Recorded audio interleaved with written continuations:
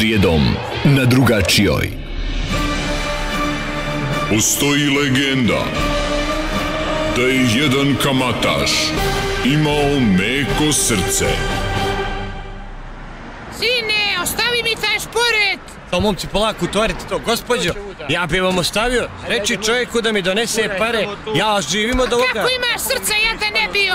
Kako imaš srca Smederevca da mi uzmeš, ne valjati? Živim od ovoga, duše mi očine. A kakve duše, ti ni duše ni srca nemaš, Smederevca da uzmeš ženi staroj. Vene sam pored njega dobila i ti mi ga sad nosiš. Cijel život ispred njega. Ja te ponio i tebe i kamatu i pare i sve.